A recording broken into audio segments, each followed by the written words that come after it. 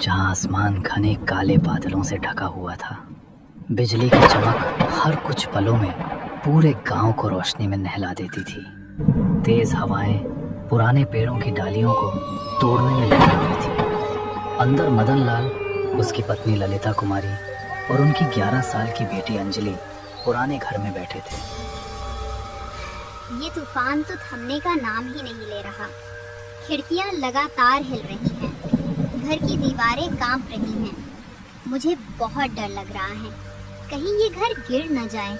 हाँ, मैं भी यही सोच रहा हूँ। हवा की ताकत बढ़ती जा रही है। शायद हमें बाहर जाकर हालात देख लेने चाहिए। अगर सच में घर गिरा तो अंदर रहना जानलेवा हो सकता है। माँ, ये कैसी आवाजें आ रही है? दीवार क्यों हिल रही है? पिताजी, क्या हमारा घर सचमुच टूट जाएगा? अब हम लोगों का क्या होगा माँ? नहीं बेटी, डरने की जरूरत नहीं है। ये बस तूफान की आवाज है। हम बाहर चलकर देखते हैं, सब ठीक होगा। तीनों जल्दी जल्दी दरवाजे से बाहर निकले। बाहर का नजारा और भी खौफनाक था। पेड़ इस तरह झूम रहे थे मानो धरती से उखड़ जाएंगे। हवा धूल और पत्तों को बवंडर की तरह घुमा रही थी। जैसे ही वे घर से कुछ दूर पहुंचे, एक जोरदार धमाका हुआ। उनका पुराना मकान तेज हवा के झोंके में चरमरा कर जमीन पर गिर पड़ा। हे भगवान, अगर हम एक पल भी देर कर देते तो ये घर हमारे ऊपर गिर जाता। सच में भगवान का लाख लाख शुक्र है। पर अब सवाल है, हम जाएं तो कहाँ जाएं? रात भी गहरी है, तूफान भी थम नहीं रहा। मदन लाल ने बैलगाड़ी निकाली और तीनों सरपंच के घर की ओर चल पड़े, जो उनके गांव से 4-5 कोस दूर था। बैलगाड़ी के टाप कीचड़ भरे रास्ते पर छम छम की आवाज आ रही थी। आसमान में बिजली की आवाज गूंज रही है। अंजलि अपनी माँ के पास डरी हुई बैठी थी। हिम्मत रख बेटी, हमने बरसों सरपंच जी के खेतों में काम किया है। वो हमेशा हमारा ख्याल रखते आए हैं। यकीनन इस बार भी मदद करेंगे। पिताजी, अगर बारिश और तेज हो गई तो रास्ता कीचड़ से भर जाएगा। अगर बैलगाड़ी फंस गई तो हम क्या करेंगे? डर से कुछ नहीं होता बेटी। अगर हम ऐसे ही डरते रहे तो कभी आगे नहीं बढ़ पाएंगे। बस भगवान का नाम लो और आगे बढ़ते रहो। लगभग आधा घंटा बीत चुका था। हवा अब और भी ठंडी और चुभती हुई लगने लगी। अचानक बैलगाड़ी के सामने रास्ते के किनारे एक अजनबी बूढ़ा आदमी खड़ा दिखा। उसके बाल भीगे हुए थे, आंखों में अजीब सी थकान थी। वो बिल्कुल चुपचाप खड़ा था, मानो किसी का इंतजार कर रहा हो। देखो अंजलि के पापा, इतनी रात को इस सुनसान रास्ते पर ये बूढ़ा आदमी अकेला क्यों खड़ा है? मुझे तो अजीब लग रहा है। हाँ, अजीब तो है, लेकिन हो सकता है उसे मदद की जरूरत हो। मैं जाकर पूछता हूँ। मदन लाल बैलगाड़ी से उतरा और धीरे धीरे उसके पास गया। हवा उसके कानों में सीटी की तरह गूंज रही थी। बाबा जी, आप इतनी रात को इस बारिश में अकेले क्यों खड़े हैं? कोई परेशानी? बूढ़े आदमी ने पहले चुपचाप खड़े खड़े देखता रहा और उसकी आंखों में अजीब नमी और अंधेरा था। फिर धीमी कांपती हुई आवाज में बोला, बेटा, इस तूफान ने मेरा सब कुछ छीन लिया। मेरा घर गिर गया, मेरा कोई अपना भी नहीं बचा। मैंने सोचा शायद कोई गुजरता हुआ मुझे देख ले और मदद कर दे। बाबा, हमारा घर भी गिर चुका है। हम भी सरपंच जी के पास मदद मांगने जा रहे हैं। अगर आप चाहें तो हमारे साथ चल सकते हैं। अभी इस रास्ते पर अकेले रहना खतरनाक है।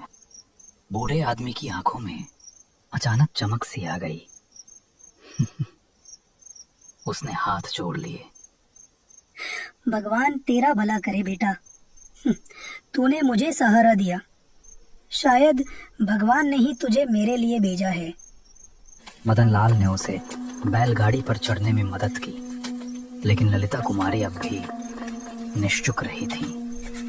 ये सही है क्या? हम इसे जानते भी नहीं। तूफान में अजनबियों पर भरोसा करना ठीक है? वो भी हमारी तरह मुसीबत में है। उसका भी घर, उसका भी सहारा टूटा। अगर हम भी मदद ना करें तो इंसानियत किस काम की?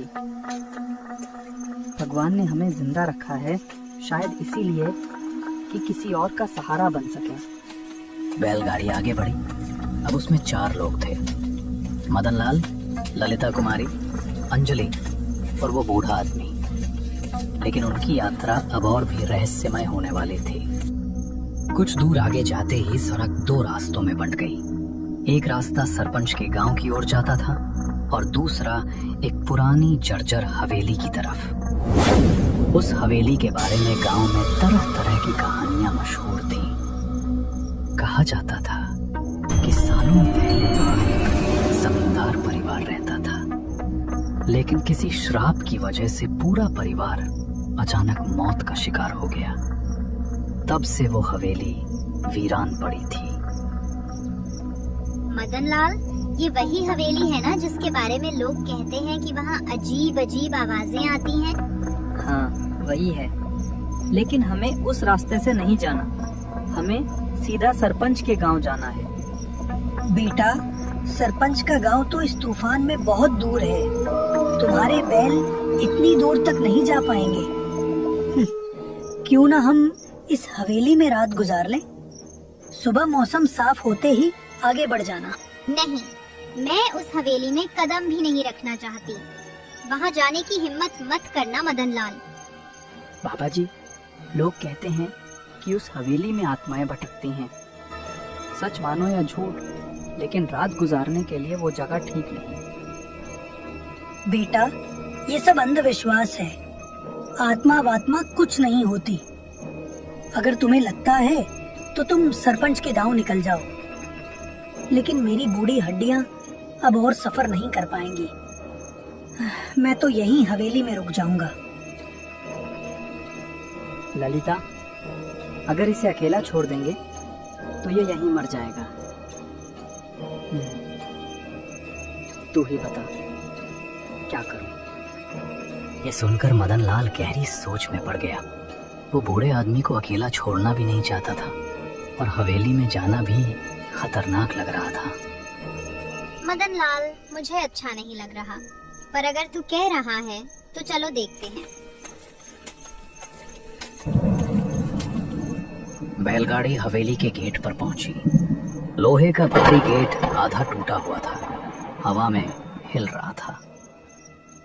पिताजी, दरवाजा अपने आप क्यों खुल दिया? शायद हवा के दबाव से खुला होगा। वे अंदर पहुंचे। हवेली के बड़े हॉल में टूटी फूटी कुर्सियां और जाले लगे झूमर लटके हुए थे। दीवारों पर पुराने चित्र टंगे थे, जिनकी आंखें अंधेरे में चमकती सी लग रही थी। हे भगवान, ये जगह तो मुझे बिल्कुल भी अच्छी नहीं लग रही। लगता है जैसे कोई हमें घूर रहा हो। चुप रहो, अंजलि को और मत डराओ। बस ये रात निकालनी है, सुबह होते ही निकल जाएंगे। बूढ़ा आदमी सबसे आगे बढ़ा। वो हवेली के कोनों को ऐसे देख रहा था जैसे वो इस जगह को पहले से जानता हो।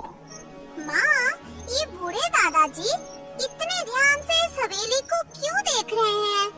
पता नहीं बेटी, पर मुझे भी उनमें कुछ अजीब लग रहा है, जैसे ये बूढ़ा आदमी कोई बात छुपा रहा हो। रात गहराती जा रही थी। चारों लोग हवेली के एक पुराने कमरे में बैठ गए। मदनलाल ने बैग से लकड़ियां निकालकर आग जलाई ताकि कमरे में थोड़ी रोशनी और गर्मी बनी रहे। जैसे ही टिमटिमाती लौ ने अंधेरा चीरकर दीवारों को छुआ, सामने एक धुंधली सी पेंटिंग उभर आई। उस पेंटिंग में जमींदार और उसका परिवार नजर आ रहा था। लेकिन सबसे अजीब बात यह थी कि पेंटिंग में बने एक पुरुष का चेहरा हूबहू उसी बूढ़े आदमी से मिलता जुलता था जो अभी उनके साथ बैठा था। अरे तुम कौन हो? हमें यहाँ से जाने दो, हमने तुम्हारा कुछ नहीं बिगाड़ा। बूढ़ा आदमी खड़ा हो गया। उसके चेहरे की थकान अचानक एक भयंकर क्रोध में बदल गई। उसकी आंखें लाल हो गईं।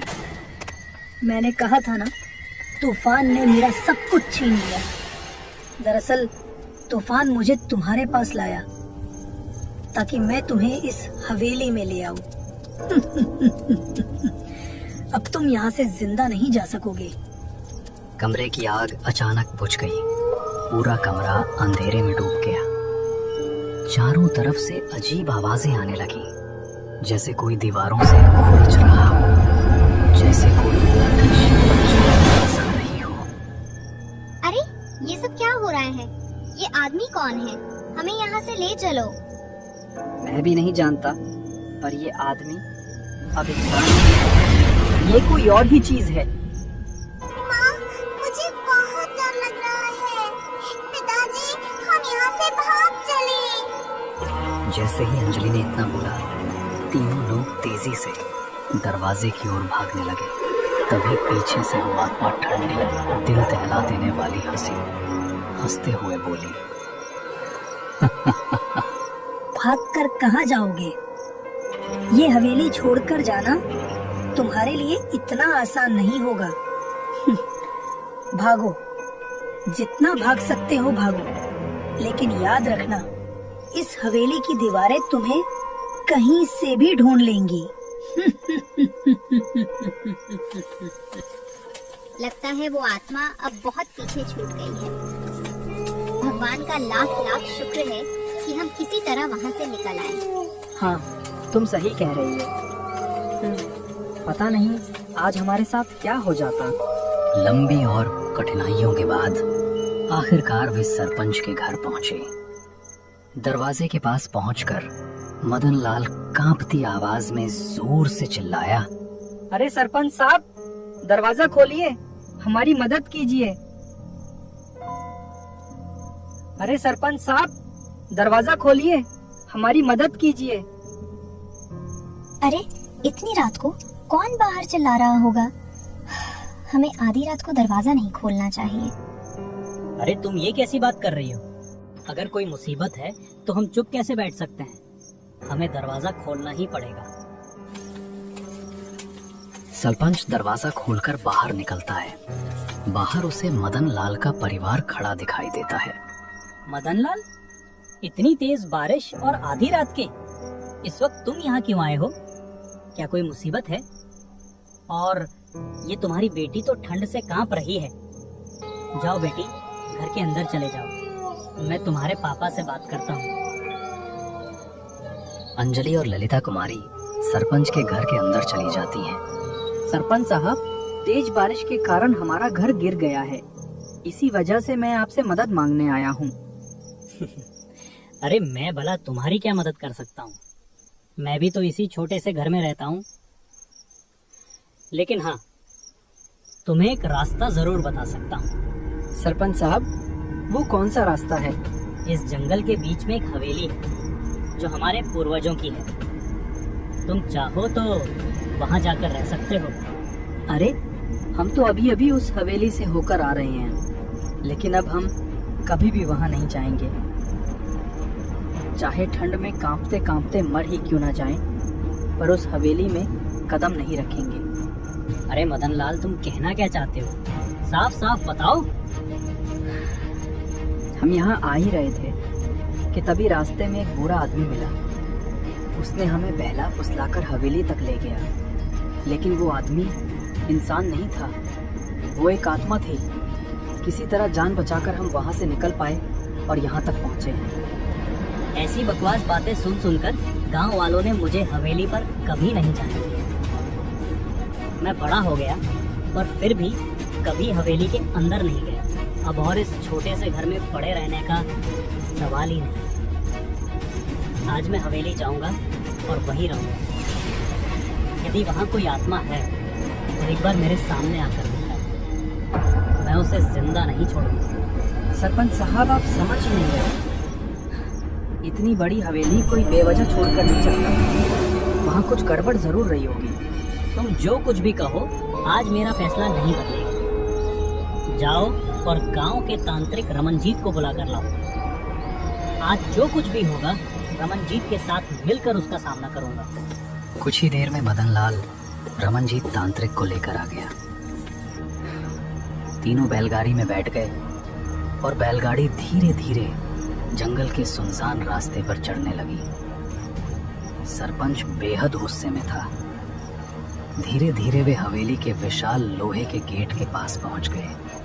सरपंच साहब, हाथ जोड़कर कहता हूँ, अभी भी समय है, चलिए लौट चलते हैं। अरे मदन लाल, तुम्हें मेरी शक्तियों का अंदाजा नहीं है। डर मत, अंदर चलो और देखो मैं उस भूत को कैसे सबक सिखाता हूँ। तांत्रिक के इतना कहते ही तीनों धीरे धीरे हवेली के अंदर की ओर बढ़ते हैं। जैसे ही वे भीतर पहुंचते हैं, सरपंच गुस्से से चिल्लाकर कहता है, कहाँ है रे? सामने आ, मैं तुझे सबक सिखाऊंगा। कितने सालों से तूने मेरी हवेली पर कब्जा कर रखा है। सरपंच के इतना कहते ही अचानक काला धुआं उड़ने लगा और उसके बीचों बीच वो आत्मा, बूढ़ा आदमी, प्रकट हो गई। अच्छा, तो इतने सालों के बाद तू आज मेरे हाथों ही मरने आया है? मैं मरने नहीं आया, मैं तुझे इस हवेली से बाहर निकालने आया हूँ। सीधा यहाँ से निकल जा, वरना मैं तांत्रिक से कह दूंगा और तुझे भस्म करा दूंगा। और मैंने तेरा क्या बिगाड़ा है जो तुम इतने सालों से मेरी हवेली पर कब्जा कर रखा है? हाँ, तूने मेरा कुछ नहीं बिगाड़ा, पर तेरे पूर्वजों ने मेरा सब कुछ बिगाड़ दिया था। वर्षों पहले मेरे पिताजी ने तुम्हारे दादाजी से कर्ज लिया था, जो बढ़ता ही गया। कर्ज चुकाने के लिए मैं उस हवेली में नौकर की तरह काम करता था। वहाँ तुम्हारे दादाजी और तुम्हारे परिवार के लोग मुझे ठीक से खाना तक नहीं देते थे। एक दिन पैर फिसलने से गिरकर मर गया। मेरी मौत के बाद भी तेरे दादाजी ने कर्ज वसूल करने के लिए मेरे बूढ़े माता पिता को कर्ज में जकड़ कर रख दिया। क्या तेरे दादाजी को सिर्फ पैसे याद रहे? मेरी मौत का हिसाब किसने दिया? तब से मेरी आत्मा इस हवेली में भटक रही है। आज मेरा बदला पूरा होगा। मैं तुझे छोड़ने वाला नहीं हूँ। इतना कहते ही आत्मा सरपंच की ओर बढ़ने लगी, लेकिन तभी तांत्रिक रमनजीत ने अपना कमाल दिखाया। उन्होंने मंत्र बोलना शुरू किया। मंत्र बोलते ही आत्मा रावण बनकर उड़ गई। पल भर में वातावरण कुछ शांत हो गया। रमनजीत, इसे जाने दो, मुझे अब इस हवेली की कोई जरूरत नहीं। इसके साथ बहुत अन्याय है, इसे मुक्त करो। सरपंच साहब, आप समझ नहीं रहे। ये आत्मा आपके पूरे खानदान को चैन से जीने नहीं देगी। जब तक इसकी पीड़ा शांत नहीं होगी, तब तक इसे शांति नहीं मिलेगी। इससे अच्छा है कि आप कोई शुभ हवन करवाएं, ताकि इसकी मुक्ति हो जाए और ये आत्मा हमेशा के लिए आजाद हो सके। उसकी कहानी सुनकर मदन लाल और सरपंच की आंखों में आंसू छलक उठे। ठीक है रमनजीत, इसकी मुक्ति के लिए चाहे मुझे कितना भी बड़ा हवन क्यों ना करवाना पड़े, मैं करवाऊंगा और इसे मुक्ति दिलाऊंगा। कुछ दिनों बाद सरपंच वैसा ही करता है और उस आत्मा की मुक्ति के लिए एक बड़ा हवन आयोजित करता है। इसके बाद वो मदन लाल और उसके परिवार को अपने घर में एक कमरा दे देता है और उनके रहने का उचित प्रबंध करता है।